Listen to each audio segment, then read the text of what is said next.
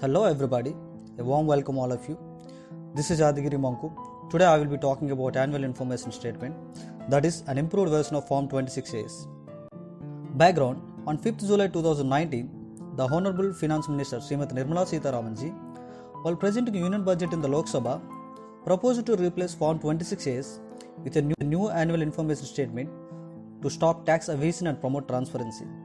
For the implementation of the new form, they inserted a new section 285BB by omitting 203AA. Finally, CBD notified the new annual information statement under section 285BB by notification number 30/2020 dated 28 May 2020 by inserting a new rule 114I to substitute an age-old Form 26As notified under Rule 31AB. These rules may be called as the Income Tax 11th Amendment Rules 2020. The new form will be effective from 1st day of June 2020. What the new section 285BB says about? As per the section 285BB, the prescribed income tax authority or other authorized person shall upload annual information statement along with specified information into registered account of the SSC within the time prescribed and in specified manner and form. What is the specified information, prescribed time, procedure? We can see in the upcoming slides with the help of Rule 114I. What the Rule 114I says about? Here are the highlights. It set up the responsibility on the Principal Director General or Director General of the Income Tax Systems. Under the Section 285BB, the PDGIT or DGIT of the income tax systems can upload an annual information statement in Form 26As into the registered account of the SSC. The specified information shall be uploaded within 3 months from the end of the month in which information is acknowledged by him. The board may also give a permission to upload information in reference to the Section 90 or 90A of the Income Tax Act 1961. In other words, information which is relating to grant of the relief in respect of income on which the taxes have been paid both within and outside India. Form 26As shall be substituted by an annual information statement in Appendix 2. Why the new form is comprehensive than the old one? Additional information is incorporated in annual information statement in order to enhance its scope.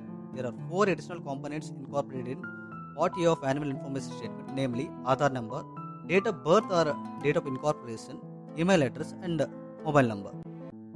Also, another 5 additional components incorporated in Part B of annual information statement. Number 1, specified financial transactions defined under Section 285BA. Number 2, any demand and refunds pending for the previous years. Number 3, pending proceedings at CIT Appeals, Income Tax Appellate Tribunal, High Court and at Supreme Court. Number 4, any completed proceedings and related orders which may include assessment, reassessment, revision and appeal. Number 5, any relief taken by the SSC under the Double Taxation Avoidance Agreement, that is DTAA, with other country, subject to the permissions given by the board.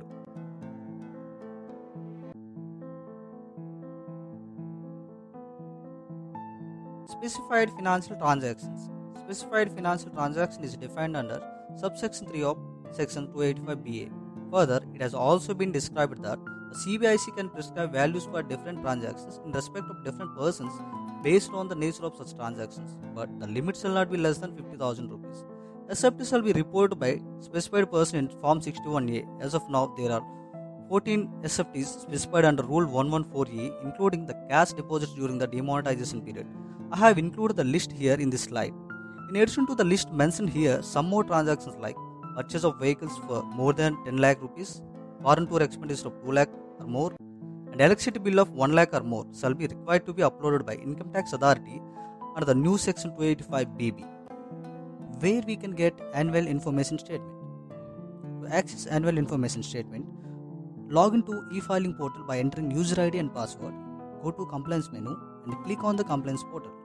Click confirm after reading the disclaimer, then user will be redirected to compliance portal. Click on the annual information statement and then user can view and download.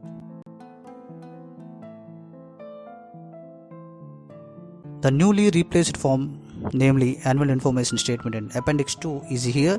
It contains two parts, Part A General Information and Part B is Specific Information.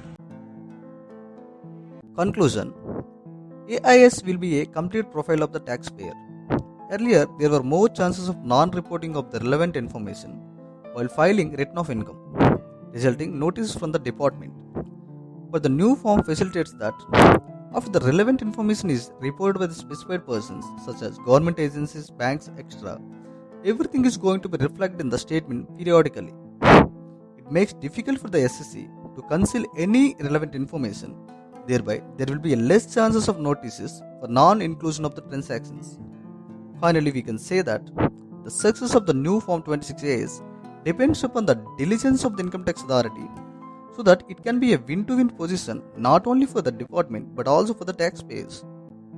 I hope you found this helpful and thank you so much for your kind attention.